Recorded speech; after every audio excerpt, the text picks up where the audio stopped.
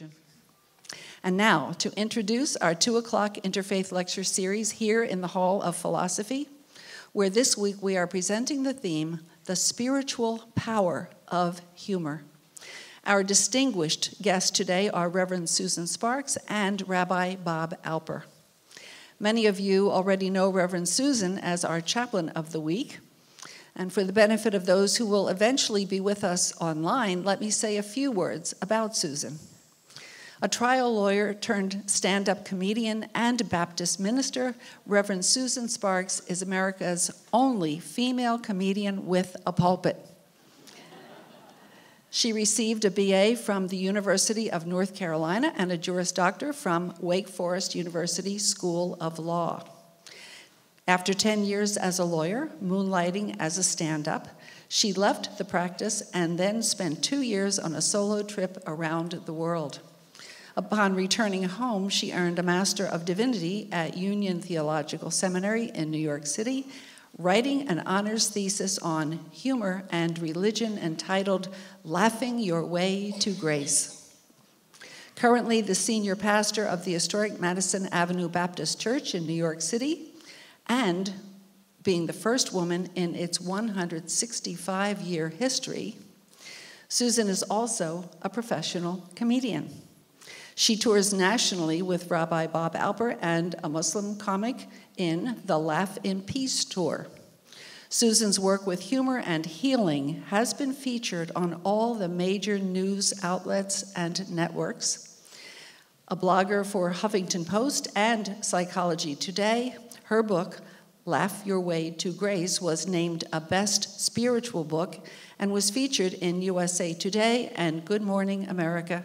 And Susan will be doing a book signing on Friday afternoon at 12:15 in the Author's Alcove. That's Friday afternoon, 12:15 in the Author's Alcove. Susan and her husband Tony love riding their Harleys, fly fishing, eating good barbecue, and rooting for Tar Heel basketball and Green Bay football. Susan and Bob Alper make a great team. There's a reason why Sirius XM satellite radio plays Rabbi Bob Alper's bits several times daily, often sandwiched between Bob Newhart and Jerry Seinfeld. And the reason is Bob's unique background. He's an ordained rabbi who served congregations for 14 years and holds a doctorate from Princeton Theological Seminary, all of which has prepared him well for his 28-year comedy career. Bob has been doing stand-up since he could stand up. And in addition to touring with Susan, he offers informative, hilarious humor, which is particularly appropriate for religious organizations, civic groups, schools, and hospital in-services, etc. In fact, this rabbi comedian was recently named Honorary Comedic Advisor to the Pope, winning an international contest launched on The Tonight Show starring Jimmy Fallon. In addition to being a full-time stand-up comic and conducting annual High Holy Day services, Bob is the author of 3 books that further showcase his considerable talents. Life Doesn't Get Any Better Than This, an inspirational collection that the Detroit Free Press called a volume of spiritual gems. The award-winning full-color cartoon book, A Rabbi Confesses, and the recently published Thanks, I Needed That. And we'll be doing a book signing here tomorrow on the porch of the Hall of Missions for Bob. Bob resides in rural Vermont with his wife Sherry, a psychotherapist. Professionally, he confesses, he makes people laugh, while she helps people cry. The title of Susan Bob's lecture today is The Spirituality of Laughter. So please, however, also join them again in the Athenaeum Parlor Hotel tonight at 9:30 for They Went to Seminary for This? Stand-up comedy with Reverend Susan Sparks and Bob Alper. You don't want to miss that. 9:30 tonight in the Athenaeum Hotel Parlor. We are grateful to the Ralph W. Lowe Religious Lectureship Fund for the Chautauqua Foundation for providing support for today's Interfaith lecture. So if Janet Lowe Day, daughter of Reverend Ralph Lowe, and her husband Mike Day are here, would they please stand so that we can recognize them? Oh, thank you. Right over there. The Department of Religion is enormously pleased to welcome Susan and Bob to this podium. So I now ask all of you to join me in expressing our great pleasure that they can be with us for this week's seriously fun conversation. Please welcome first Reverend Susan and then Rabbi Bob.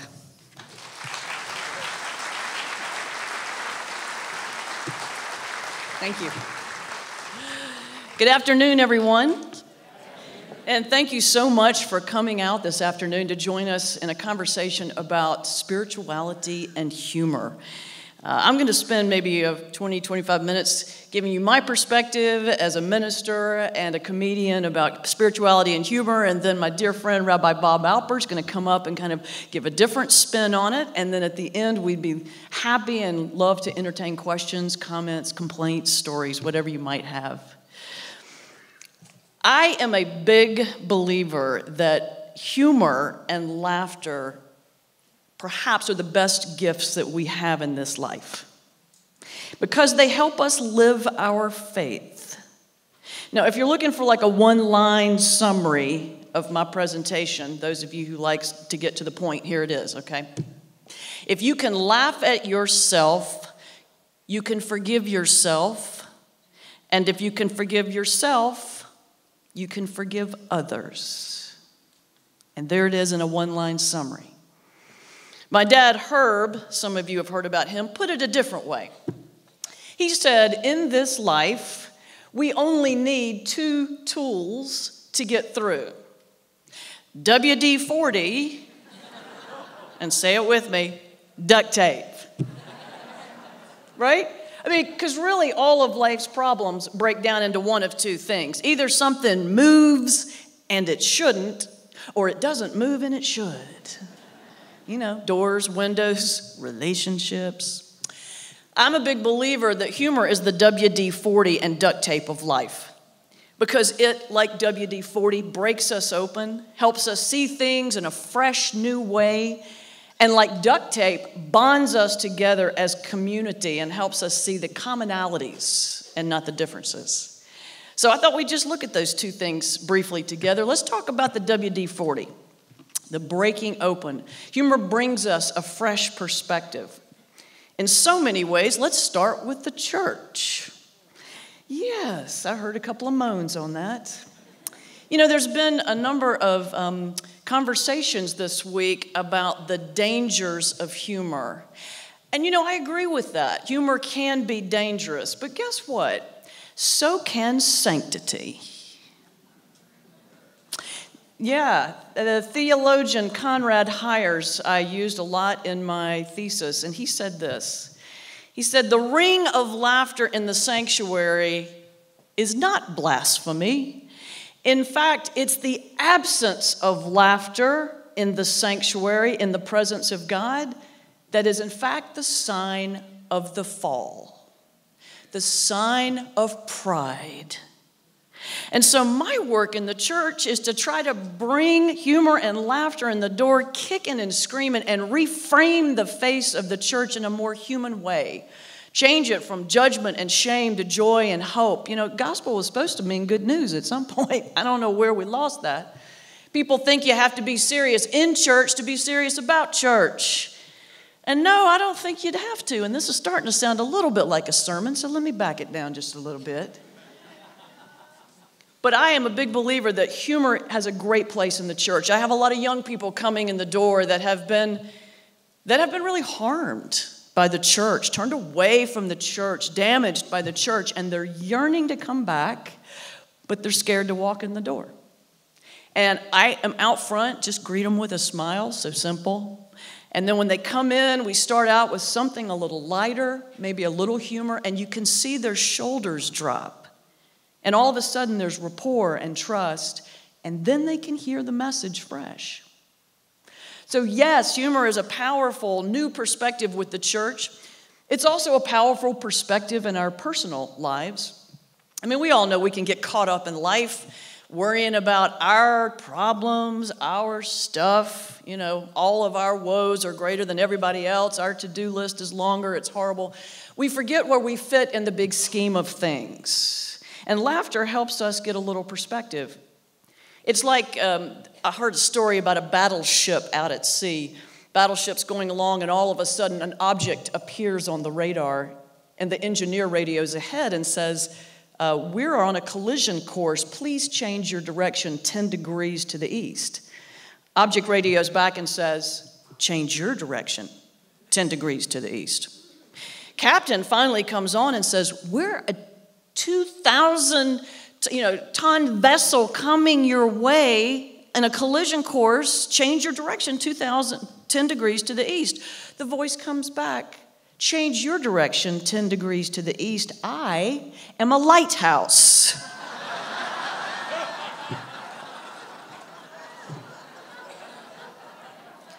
We can forget where we fit in the big scheme of things sometimes. And then we can also kind of go the opposite direction, beat ourselves up. We can be so hard on ourselves. I mean, who here carries a 3,700-page to-do list? Let me see your hands. All right, thank you for being honest, sir. You know, and if we don't get a check on every single item, then we have failed for the day. But here's the thing about being able to laugh at ourselves. It gives a little bit of forgiveness for ourselves. It's like Charlie Chaplin said, life in the close-up is a tragedy, but life in the long shot is a comedy. So when you laugh at yourself, you're able to step back a bit, see things with a different perspective, and realize we're just human beings doing the best we can. You know, I'm from Charlotte, North Carolina, and I was back home a couple years ago, and my mom wanted to go to the Billy Graham Library. I'm like, okay.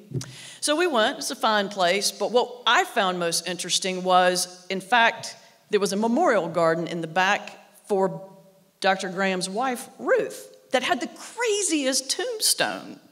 And so I asked the person at the desk, I'm like, what's with the tombstone, seriously? And she told me this story that apparently they were out doing a big evangelist sermon, and then on their way home, they ran into some road construction, and there was a sign at the end of it, and Ruth pointed at it and said, you know what? I want that on my tombstone.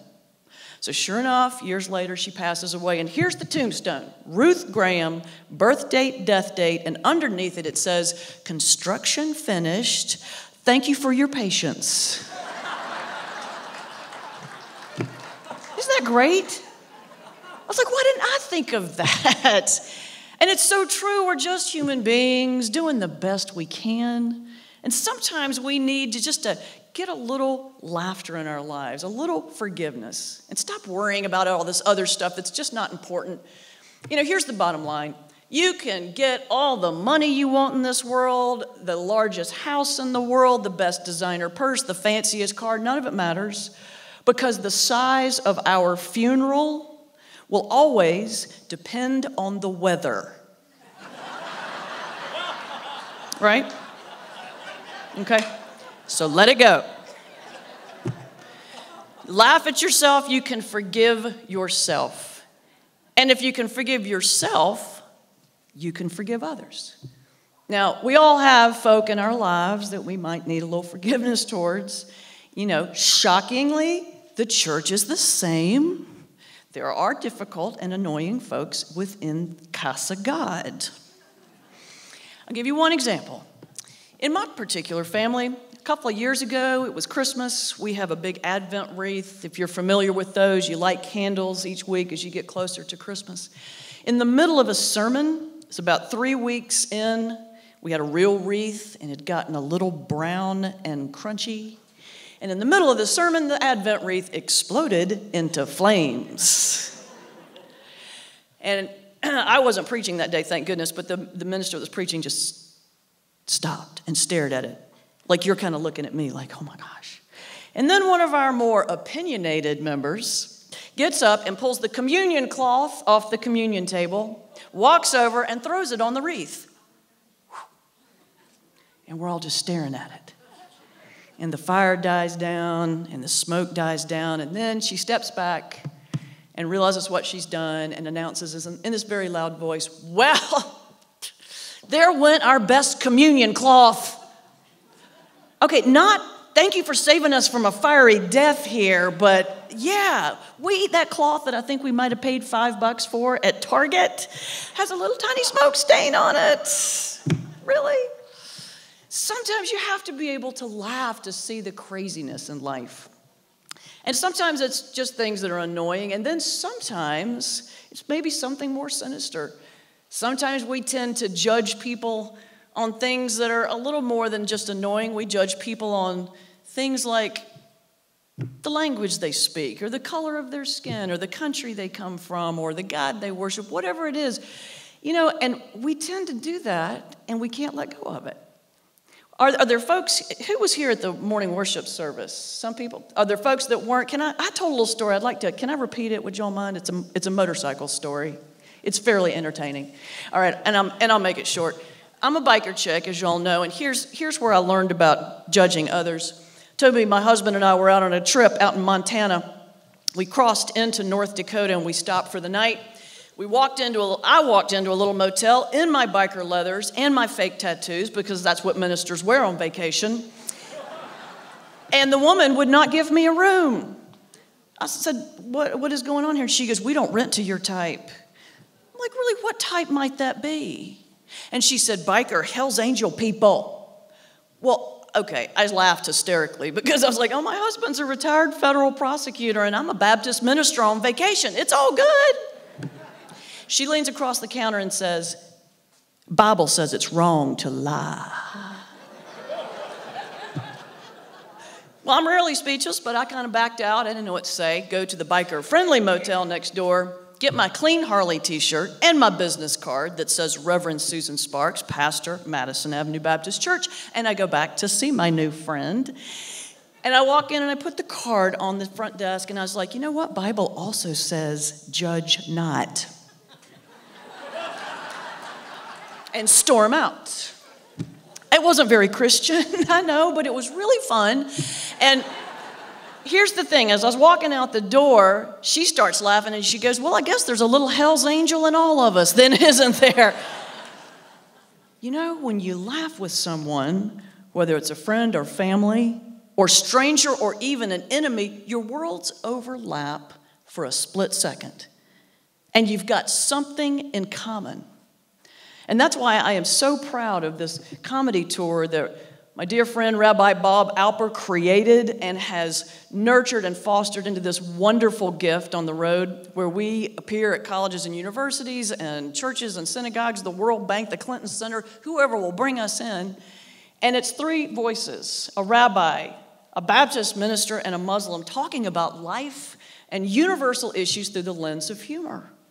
And it's so powerful. I'm the Christian chick MC that warms up the crowd. And I get up, and here's this crowd of folks that's everything from yarmulkes and burqas to Easter hats. And everybody's kind of looking at each other like, But if I do my job right, within a minute, people are laughing together about some universal human thing.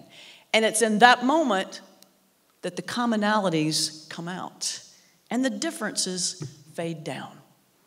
That's what this world needs. That's where the power of humor sings out and shines, because it, like that wonderful duct tape, bonds us together as community.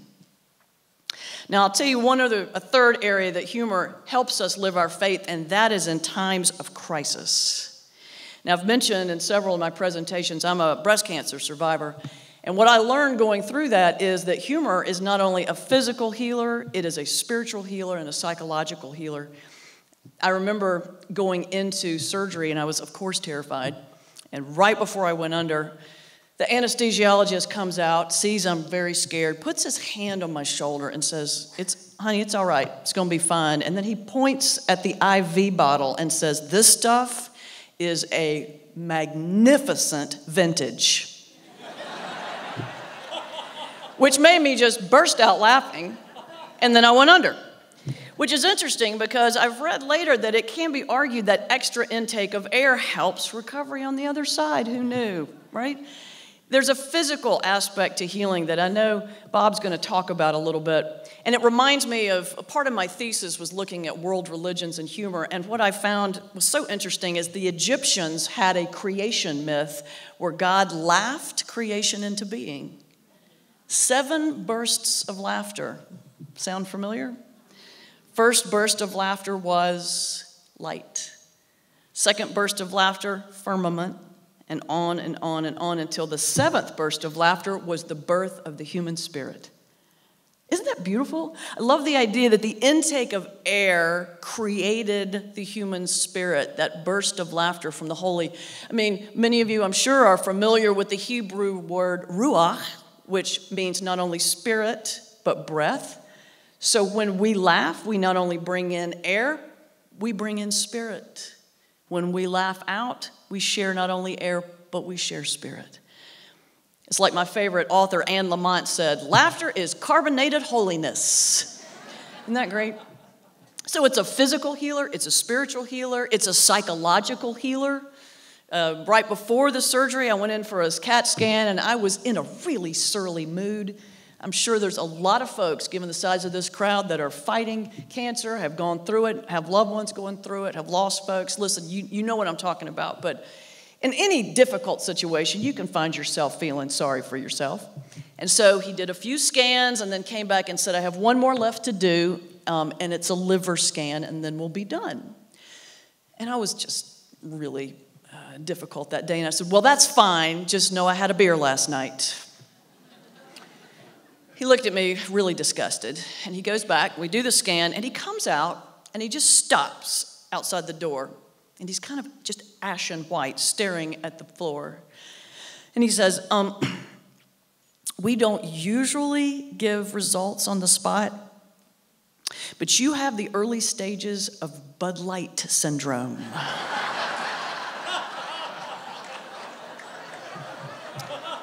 And I didn't catch what he said right away, and I was like, oh my God, what is that? What is that? It sounds awful. And then I realized what he said, and I just, we had this great laugh together, and there was something about that made me just stand taller and walk out straighter, because when you can laugh in a place of pain, that's so empowering. It's like you look at it and you say, you know what, you may defeat me, but you're not going to define me. And it's just a wonderful thing. It's also great in the whole concept of grief. Bob and I were talking this morning about, where you see humor in the most unlikely places, like funerals. My first one was out in Staten Island for a woman in our congregation who never left the house without perfect hair and makeup. She was 94, and I walked in, packed house, open casket, and my congregation member, her daughter, said, would you say a prayer, please, over Mama? I was like, of course. So I walk up to the casket, I put my arm around Nancy, her daughter, I reach in the casket, I put my hand on Mary's arm, and the second I touched it, I was like, ow! Which is not a pastoral thing to do at a funeral. And her daughter looked at me and said, what's wrong with you? And I said, sorry, your mother's arm is square. She looked horrified and then burst out laughing. And she was like, oh, I'm really sorry, I forgot to tell you. And she reaches in her sleeve and pulls out a box of hair color and says, we were scared, Mama was scared that they wouldn't have her color on the other side. So we're burying her with Miss Clairol 3A1C5.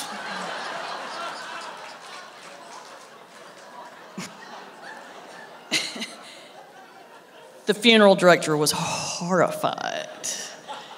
But it was the most wonderful display of the power of laughter, because we laughed and laughed at how ridiculous that was and the joy of that moment. And then those tears of laughter morphed into tears of sadness for losing this beautiful woman. And then somebody else would tell a story that was funny, and it would go back to tears of joy. And it was this seamless mourning through laughter. I'll end with this story. The person I learned the most about of humor we'll circle back to Herb, my dad. We lost him about 6 years ago. I mean, he died. Sorry, I shouldn't say it. He passed away. And I was sitting with him right one of the last days he was with us, and he had been in and out of consciousness, and he was really in pain, 89 years old. And all of a sudden, a nurse walks in. She comes in the door. She's like, Mr. Sparks. And this nurse, I don't know, maybe 7 years old, something like that. Got a whole kind of Britney Spears thing happening. Well, a miracle happened, brothers and sisters. My dad kind of cracked his eyes, saw Nurse Brittany, and came back to life. Next thing you know, he's sitting up, he's fixing his pajamas. He has one hair left on each side of his head. He's fixing those, you know. And she says, I'm sorry to interrupt, but Mr. Sparks, I'm just here to check your catheter. Right, exactly. So I, as the daughter, like, well, I'll be leaving. And so I walk out, and as I'm walking out the door, I hear my dad take this deep breath and in a thick Southern accent say, well, honey, you just make yourself to home.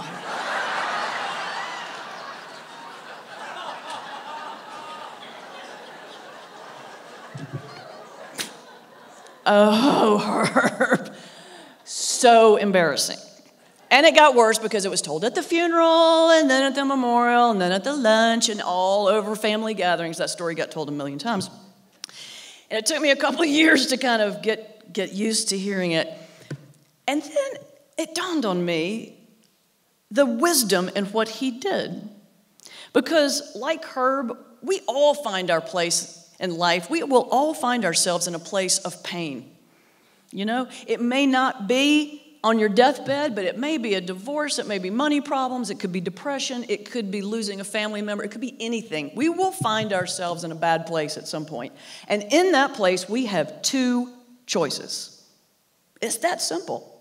We can stay in that place of negativity and pain and bring everybody around us down, or we can find some little thing to focus on, to smile, something positive, something to be grateful for, something to laugh at, something to embarrass your daughter about in front of some kind of nurse. You know, do that, and not only do you lift up your own heart, but you lift up everyone else around you. It's about legacy and how you spend life. You know, Herb and my mom, Ann, they always said, leave things better than you found them. Well, at the time, I think it meant my room. Right? But it's such great wisdom because that's how we should live. Leave things better than you found them. Leave your family better than you found it. Leave your community better than you found it. Leave your country better than you found it. Leave this world better than you found it. Leave Mother Earth better than you found it. It's about how we live. You know, I just share this right to end. There's a poem that I love, and it was not written by a Nobel laureate. It's nothing fancy. It's just this little poem some of you may know called The Dash. It's about 3 things on your tombstone. First is your birth date. Who cares except for birthday presents? Second thing is the day we die, which is totally irrelevant because we don't know when it's coming, but we worry about that to the exclusion of the most important thing, which is the dash in between. It's those years lived. It's the gift of life. And it doesn't matter where we are. You know, we could be at Chautauqua having the best time. We could be in a chemo chair. We could be at the DMV, the grocery store, the line of traffic. It's still life. We still have the opportunity to laugh, to feel joy, to heal. And so I leave you this afternoon with the idea that we still have that gift of hope and laughter right here. The world may have tried to beat it out of us, but it's still there. And all we have to do is access it and bring it out, because what that will do will lift us up, lift everyone else up. And as I titled my book, I believe in the end, it will help us laugh our way to grace. So thank you so much. And I would like to introduce my dear friend, Rabbi Bob Alper.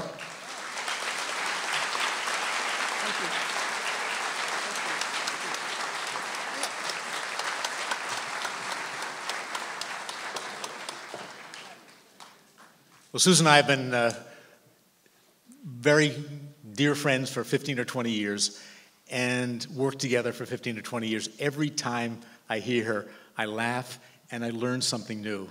And give her an applause.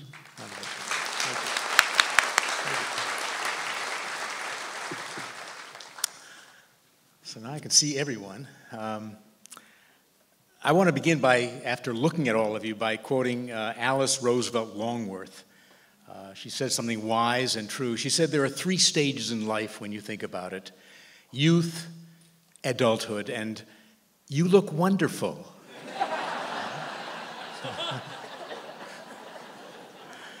And I'm sure the people in the Hall of Christ look wonderful too, although I can't see them. So something was added. I was very excited about coming here, but something was added this morning when I read the paper, and I found out that this was the Reverend Ralph Lowe Religious Lectureship Fund, because my first congregation was in Buffalo, New York, as an assistant rabbi. And the senior rabbi was a very close friend of Reverend Ralph Lowe. And I got to meet him on a number of occasions. And what I remember about him was his crinkly eyes and probably the warmest, most lovely smile of anybody I ever knew. He was a wonderful man, and it's a tremendous honor to be speaking in a lectureship named in his memory. And this is my 4th time for a Chautauqua-esque kind of event.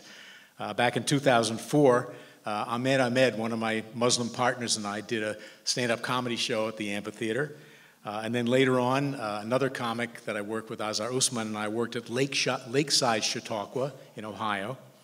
And then I did a program at the Ocean Park Association, which they call Chautauqua by the Sea, in Maine, where I gave the sermon Sunday morning and did stand-up Sunday night.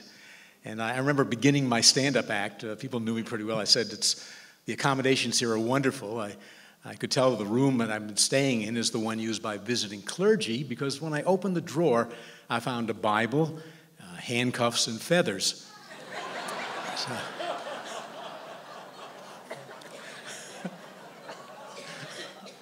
But it's nice to be back to the mothership, the Chautauqua Institution.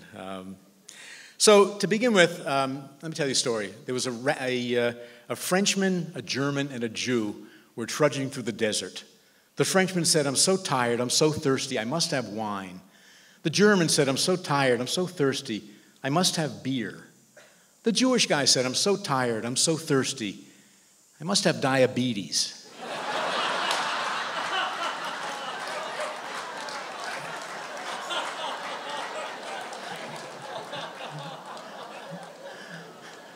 A rabbi, a cantor, and a synagogue president were all on vacation in Borneo.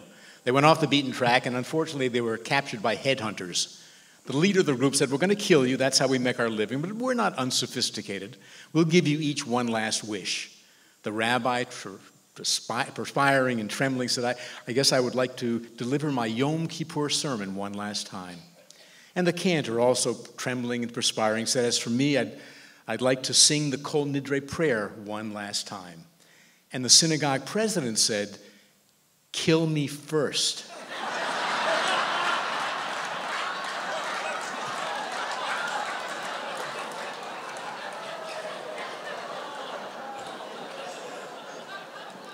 All right, so what's going on here? This presentation began a few minutes ago, and you've laughed a few times. Why am I making you laugh? Well, this is nothing new. This is ancient.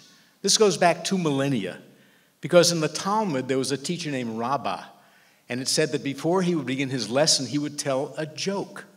He would tell a joke. It would relax his students, and then they were able to understand the important message that he was about to deliver. But he would tell a joke to begin. So the simple answer is I'm building my talk around my specific area of expertise, which is humor. There are different ways to serve as a rabbi: congregational life, academic life, organization life, the chaplaincy. My rabbinate is about creating laughter. And here's why. There's an intensely spiritual aspect to laughter. Humor, it turns out, is more than pleasant diversion. It's more than entertainment. Laughter is life-giving, life-affirming, and increasing its incorporation into our lives is a splendid way to enhance our physical and our spiritual health. Most people generally understand that in a simplified form, but many don't understand or appreciate the larger role that humor can play in our lives. And some don't get it at all. I was doing a show in Swampscott, Massachusetts years ago. When I arrived, I said to my contact there, "How was sales for the tickets?" She said, "Really good, going well, except there's one elderly lady. I made it my mission to try and get her to buy a ticket, and I've not been successful." He said, finally asked her why she didn't want to buy a ticket, and her response was, "Laughter and frivolity are not my idea of fun."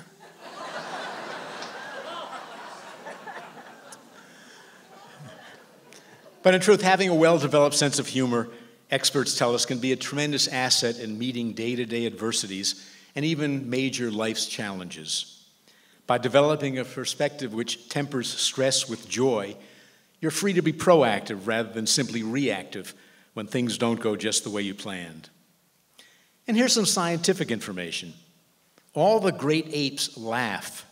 Humans, chimps, bonobos, gorillas, and orangutans. We all share that same magic tickle spot under our arms. Although I can't imagine who tickled gorillas for the... And what subjects has humanity always found funny? Well, humor histories from many countries and cultures, as far back as the earliest recorded time, find that there are two great constants that keep emerging. The first, you can probably imagine, sex. The second, flatulence. They're found as far back as ancient Greek playwrights, 12th century Japanese Buddhist monks, and Benjamin Franklin, a couple hundred years ago, wrote a book that's still in print today called Fart Proudly.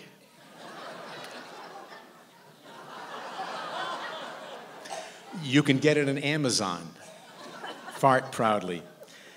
And of course, this being an academic lecture, I need to deliver an illustration. A young man named Kleinberg won a hugely prestigious award. The entire community gave it a banquet in his honor. Lots of drinking, lots of eating, speeches and more speeches. When it was time for him to acknowledge everyone, and as he was speaking, unfortunately, one of the pages from his script fell to the floor. As he bent over to pick it up, he passed gas. And tragically, the microphone was in such a position that it picked it up. And it was so embarrassing, mortifying, to the point where he left town as soon as he could. He never, ever came back to his city. When he was elderly, he decided people had forgotten. He wanted to go back and see his town one more time. He checked into the hotel under an assumed name, and the clerk was very nice. He said, "Is this your first time in our city?" He said, "No, actually, I was born and raised here." He said, "Oh, well, you've probably noticed each time you've returned the new waterfront district, the arts district, the shops." He said, "No, actually, I haven't been back here in a long time." The clerk said, "Well, how long has it been?" He said, "A very, very long time."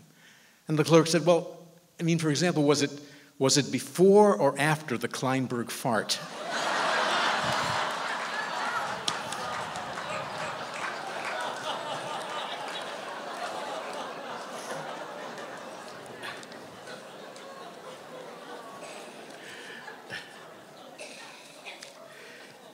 The physical ramifications of laughter are well known and well documented. The classic book, of course, is Norman Cousins' Anatomy of an Illness, in which the former editor of the Saturday Review documented how, while battling a fatal disease, he chucked himself out of the hospital and into a hotel room equipped with a slew of Marx Brothers and candid camera films. As he explained, "I made the joyous discovery that 10 minutes of genuine belly laughter had an anesthetic effect and would give me at least 2 hours of pain-free sleep. Laughter, it turns out, stimulates the release of endorphins, the body's own pain-fighting enzyme." The Journal of the American Medical Association reported a Japanese study in which found that skin welts shrank in allergy patients who watched Charlie Chaplin's comedic classic Modern Times, but they didn't shrink in patients who watched the Weather Channel. Humor appears in the Bible many more times than we know. We'd probably find more of the humor if we read the Bible with the mindset of the scientifically unsophisticated people who wrote it.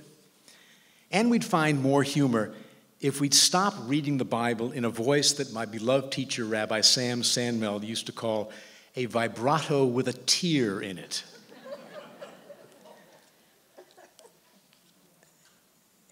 Imagine a sitcom in which the CEO has hatched a nasty plot against the wife of his boss. The wife gets wind of it, and at a small dinner party, she informs her husband.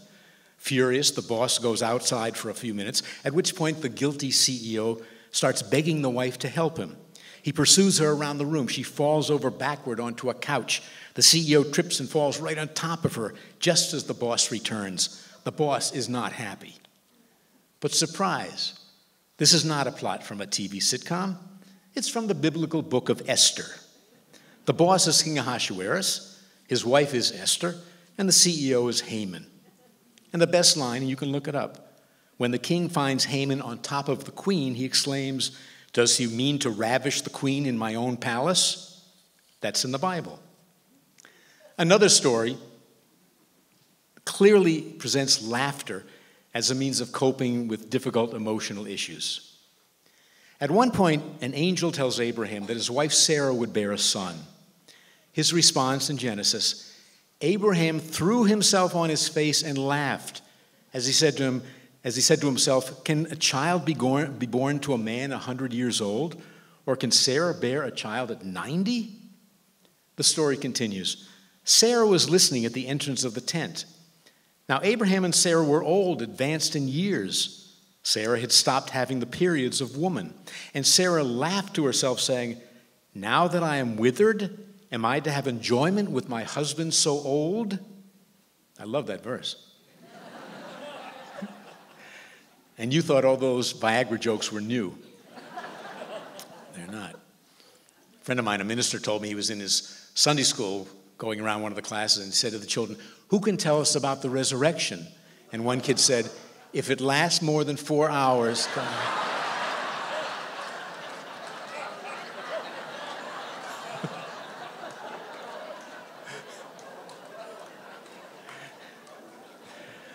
Well, then the Lord said to Abraham, "Why did Sarah laugh, saying, 'Shall I in truth bear a child as old as I am? Is anything too wondrous for the Lord?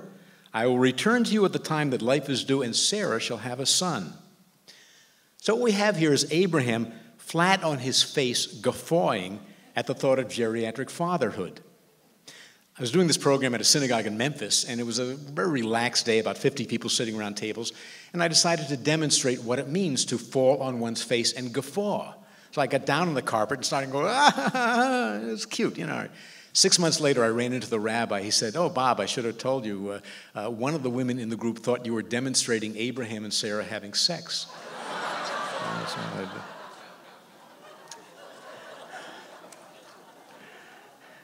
Ultimately, Abraham named his offspring Yitzchak, which basically means laughy. And the story concludes, "Now Abraham was 100 years old when his son Isaac was born to him. Sarah said, 'God has brought me laughter. Everyone who hears will laugh with me.' And she added, 'Who would have said to Abraham that Sarah would suckle children? Yet I have borne a son in his old age.'" People often ask, are religious people funny? Well, except for Reverend Susan Sparks, Protestants are not funny.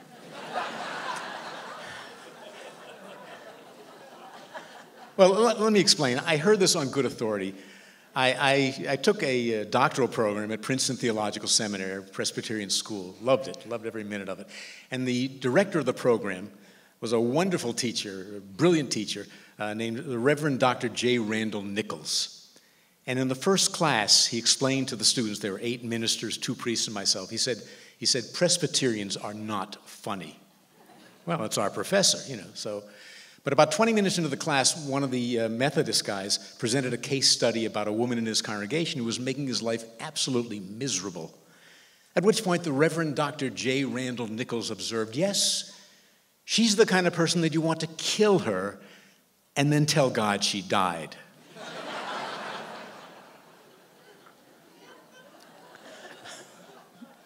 What about Catholics?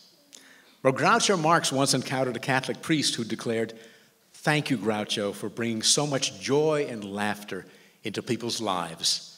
To which Groucho replied, "Thank you for taking so much joy and laughter out of them."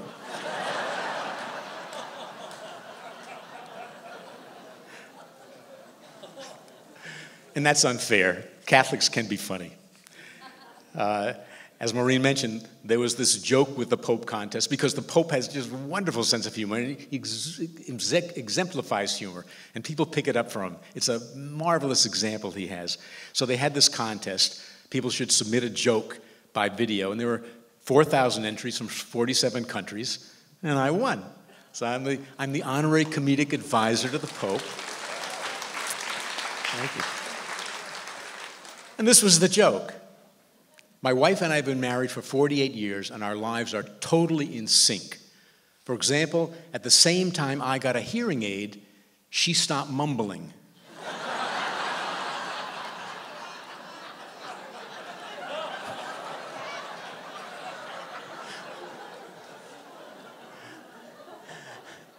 So, since 2002, I've been doing shows with Muslim comedians, frequently joined by Susan, which we love, and these guys are funny. One of the guys is named Azhar Usman. He's a big guy, Indian background, huge black beard, a lot of hair.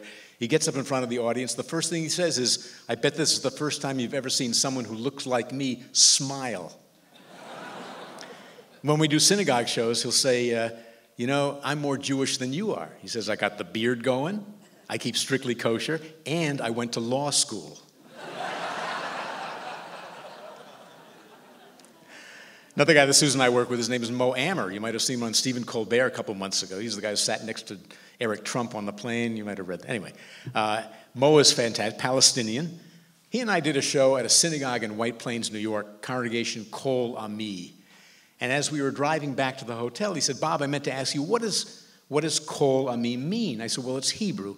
It means voice of my people." He said, "Oh, because in Arabic it means eat my uncle."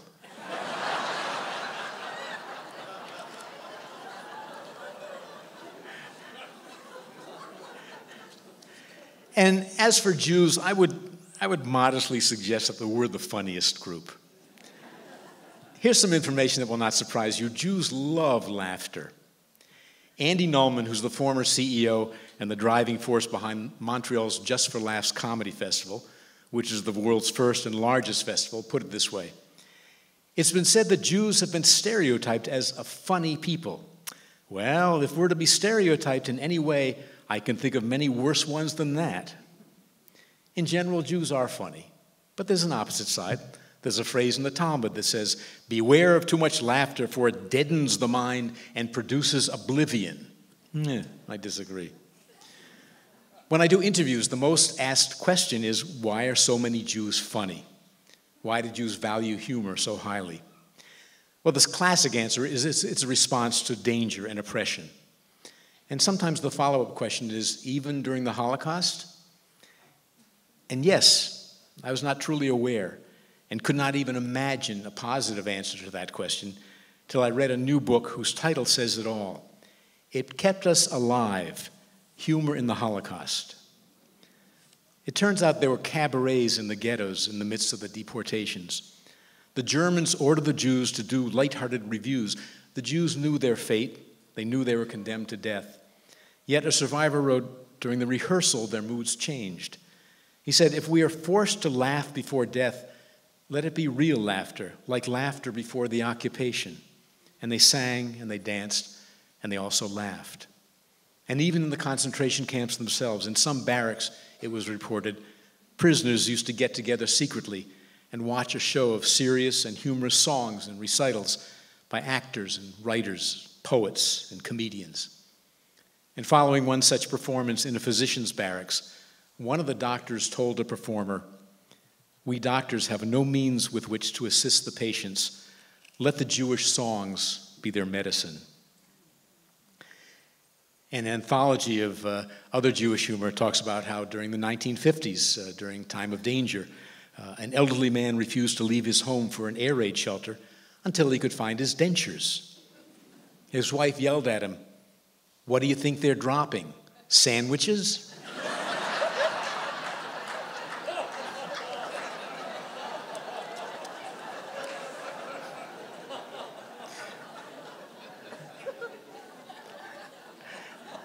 Another reason Jews are funny is that we prize clever and succinct language. We love to play with language. In the tradition of legal arguments of the Talmud, one prominent type of Jewish humor involves witty solutions to problems such as, is one permitted to ride in an airplane on the Sabbath? And surprisingly, the answer is yes. Yes, as long as your seatbelt remains fastened, then it's considered as if you are wearing the plane.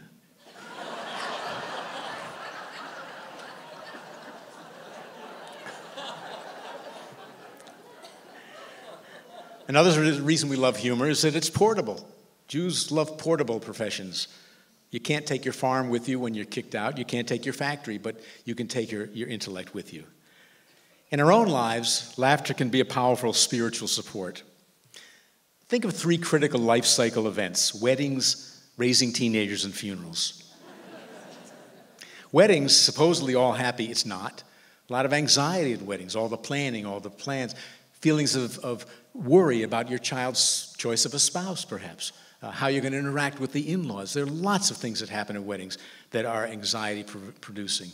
And so I always find that a little bit of humor, if I can do it at the beginning, is just like Rabbah. A little bit of humor relaxes the people, and they can then become serious with the message of the wedding. For example, I had one wedding. I hate outdoor weddings. This was in Philadelphia, 99 degrees. The ushers first escorted all the elderly people outside from the air-conditioned room as a courtesy so they could spend a little extra time in the heat and humidity.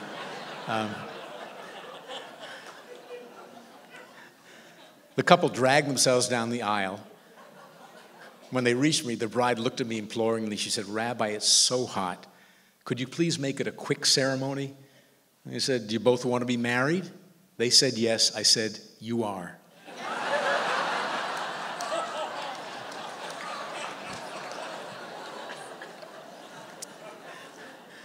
Raising teenagers is challenging, it's stressful, it's scary.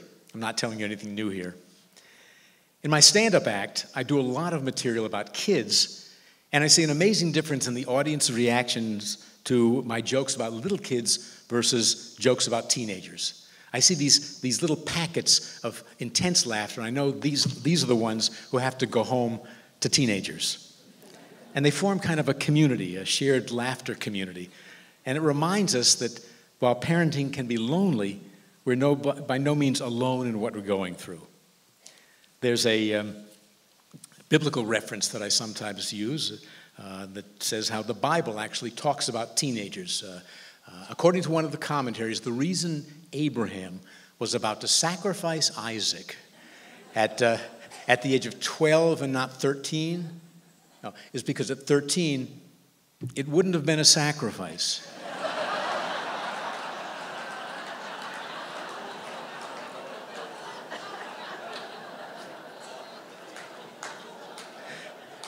And very honestly, when our kids were teenagers, the most helpful guidance we got was not from a psychologist and not from an educator. It was from a comedian. The words of Margaret Smith, a very nice woman, I met her, and she has a bit that resonated in our minds all the while our kids were teenagers. It goes like this. She's very dour. She's kind of Roseanne Barr persona. She said, "When I was 15, I wrote a poem.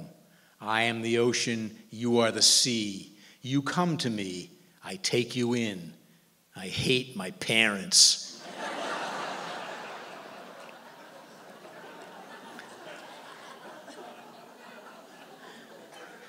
And even surrounding death, as Susan mentioned, death, humor, when it's appropriate, a judicious use of humor can be very healing. I had a funeral once, and I met with a family, a very together family, and I remember during the eulogy saying Shirley was a wonderful mother, a devoted grandmother, a loving wife. She was not a good cook. And the thing is, Shirley used to pride herself about what a lousy cook she was, always made fun of herself. So the people in the congregation were able to recall Shirley, not in her fading in a hospital bed during the last few weeks, but as the charming, funny, self-deprecating person that they adored. So my suggestion, my sage rabbinical advice, is that we need to put more and more laughter into our lives at all times. And doing so doesn't require one to become a comedian or even a joke teller. Telling jokes is primarily acting. Having a good sense of humor means you can smile and laugh easily, that you're a person who values lightness and fun. It means you can see more than one side of an issue, evaluating the glass as being half full, not half empty.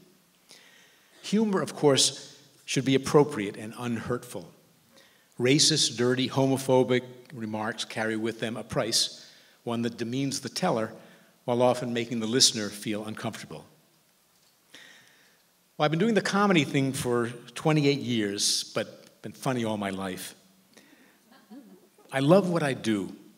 There's a lot of comedy in my rabbinate, and there's a lot of rabbi in my comedy. And I really don't believe that's in any way a rationalization of my unusual dual career. I've thought about it long and hard, and finally I've come to this conclusion. When I give a sermon, I hope I might move people spiritually. But when I make them laugh, I know I've moved them spiritually. And for me, that feels wonderful. There's a story from the Talmud with which I'd like to conclude, one of my favorites, a story about how Elijah the prophet went into the marketplace with a friend of his. And he pointed across the market to two men. And Elijah said to his friend, "Do you see those two over there?" He said, "Yes." He said, "They have a share in the world to come." The friend said, "Why is that?" Elijah said, "It's because they're comedians. When people are sad, they cheer them. And when people are angry with each other, they make peace between them." Well, I love making people laugh. It's a holy calling. And the pinnacle of my comedy career took place after a show when a woman who was dying of cancer confided in me. For an hour and a half, I forgot I was sick. And that's what laughter is all about. As Maya Angelou observed, I've learned that people will forget what you said, and people will forget what you did, but people will never forget how you made them feel. I firmly believe that laughter is holy. I believe that laughter can change individual lives, and I absolutely believe that laughter can change the world. Thank you.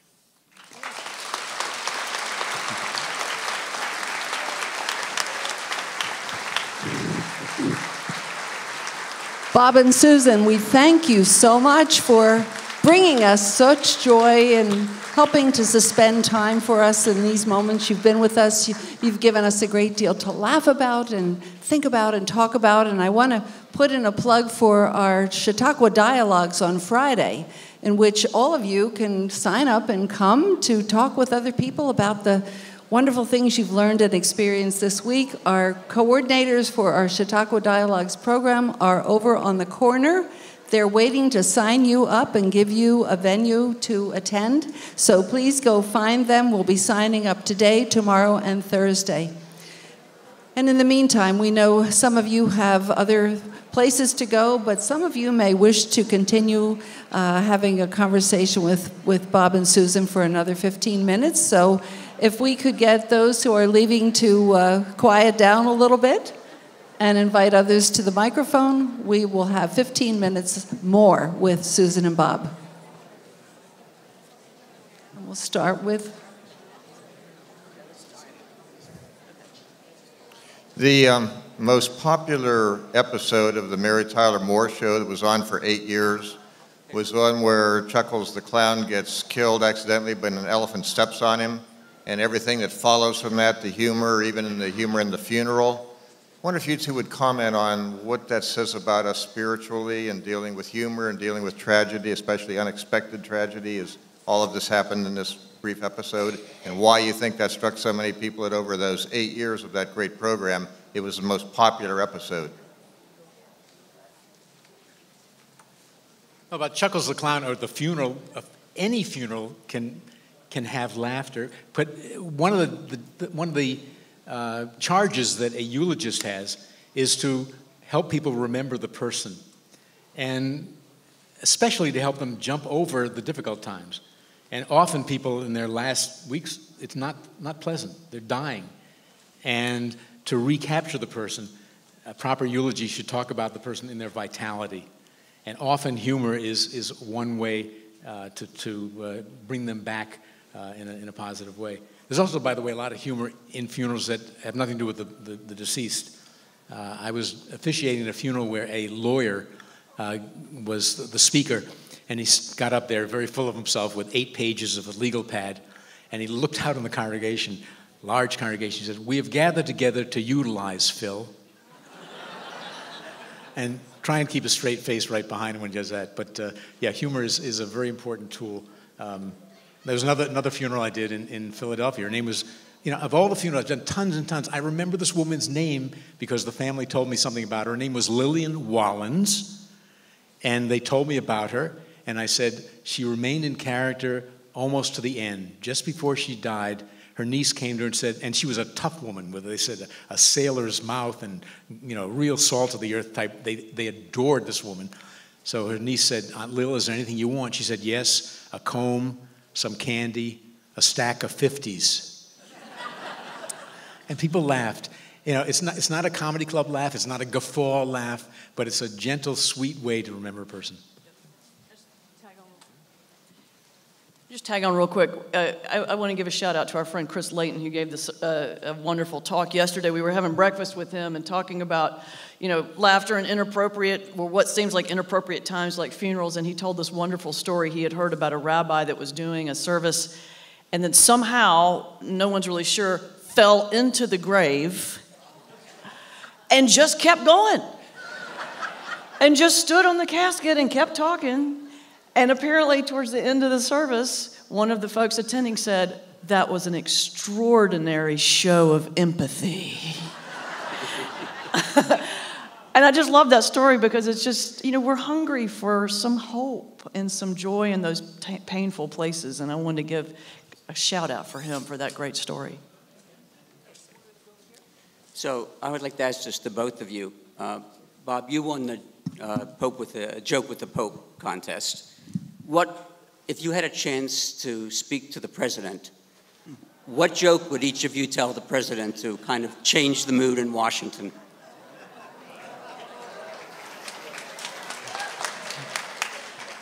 I would use the same joke that if I ever had a chance to meet the Pope, I would use the same joke, and I'll tell you what the joke is. And the reason I chose the joke for the Pope is, first of all, it's a clean joke, and secondly, the Pope, English is what, his third or fourth language? And so it has very simple words, which is why I'd want to use it for President Trump. It's repetitive. It doesn't take a lot of concentration. The joke goes like this. Hello, sweetheart, is your mommy home? Mommy's busy. Was Daddy home? Daddy's busy. Was anyone else there? The firemen. All right, let me talk to one of the firemen. They're busy. Was anyone else there? The policeman. All right, sweetie, put one of the policemen on them. They're busy. Well, what are they all doing? They're looking for me.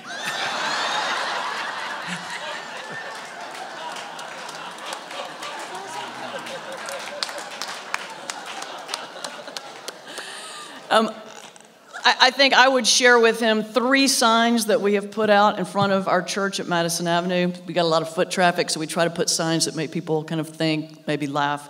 The first one was, people get lost in thought because it's unfamiliar territory. One was, if you love your neighbor, don't build a higher fence, build a bigger table. But my favorite was, tweet others as you would like to be tweeted.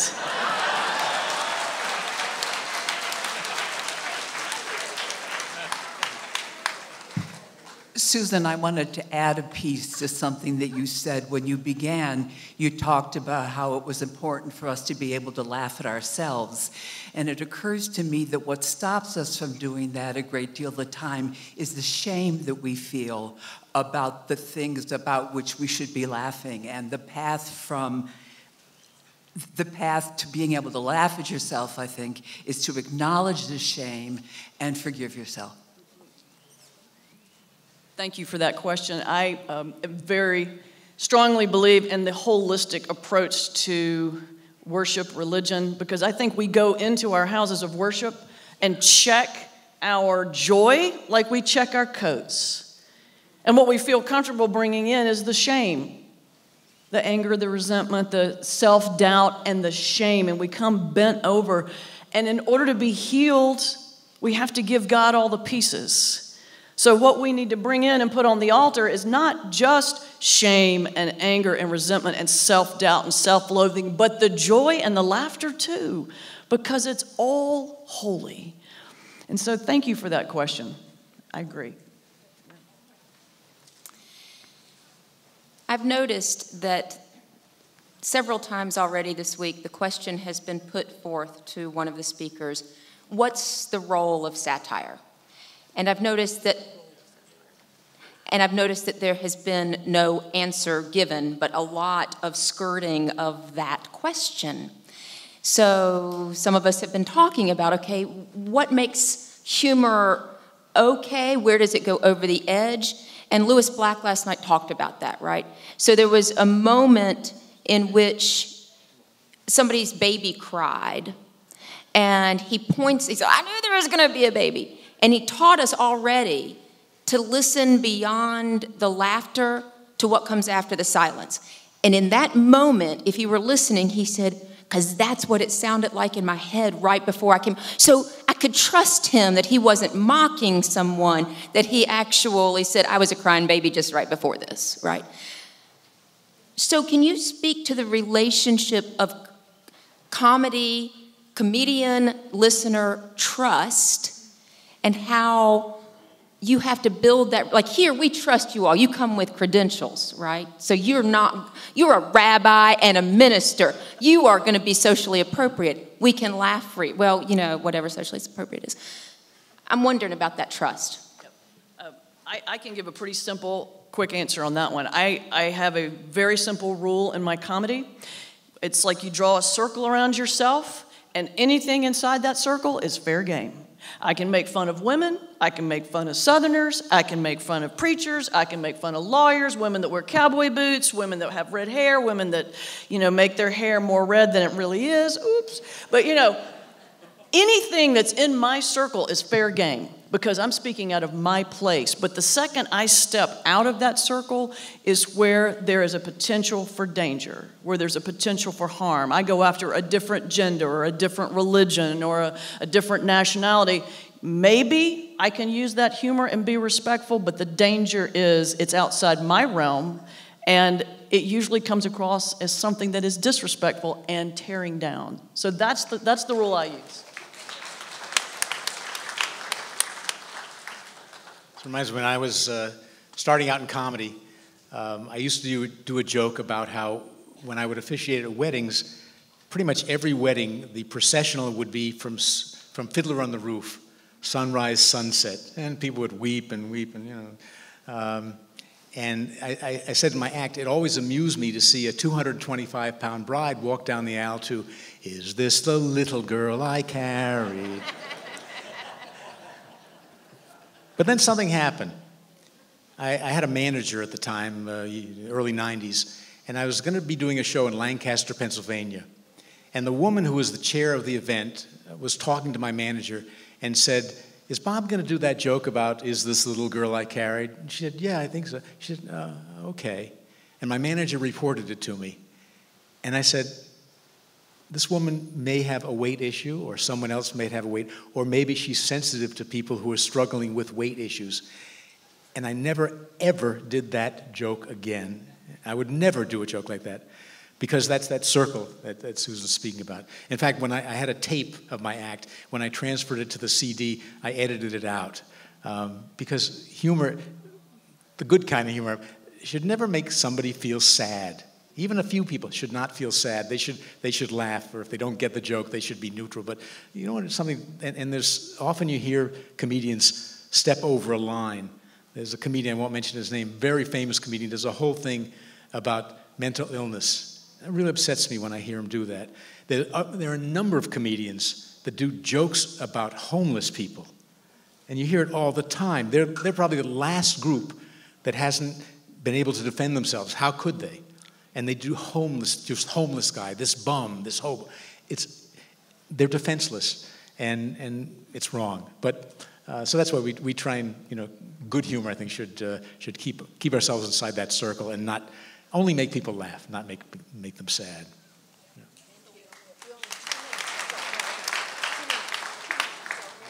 I also took Randy's course. The Everett Jewish Center let a goy tell a story, and I'd like to tell it now. This young Jewish lad got to be 40, and he couldn't get married because every time he took a girl home, his mother threw her out. So he went to his rabbi and explained the situation, and the rabbi said, I'll tell you what you do. You go find a woman that's exactly like your mother, talks like her, dresses like her, looks like her, speaks like her. You take her home and your mother won't throw her out. So he conducted a search and he finally found the girl and he took her home, and sure enough, his mother didn't throw her out. His father did.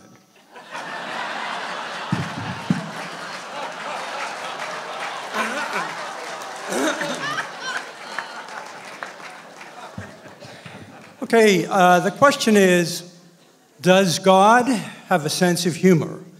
If he does, where does it show it in the Old Testament, and where does it show it in the New Testament?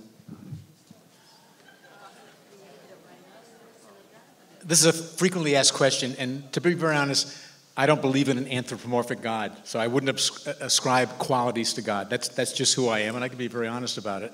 I do feel, however, that whatever it is that created us, created within us a sense of humor that we can hopefully use and use it as a defense, as a way to protect ourselves, as a way to lighten other people's lives. So there's a lot of what I call the divine in our sense of humor, but I don't get into the area of, I used to, when I was snarly, sometimes I'd answer that question as, well, God created Rush Limbaugh, but that's not I don't do that anymore.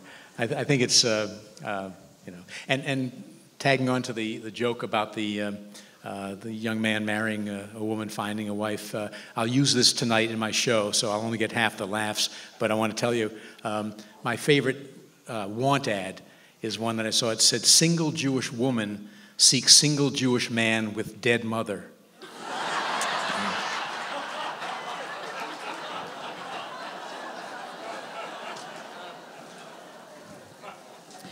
We've talked on a number of the different sessions about humor in the New Testament, but I'll throw this one story out in Acts where it talks about Paul being very long in his preaching. And there was a young man sitting in the window listening to him preach by the name of Eutychus. And as literally it says, and as Paul was long on preaching and it was well past midnight, Eutychus falls from the third floor window and is dead. So I offer that as the power of humor in preaching and concise editing.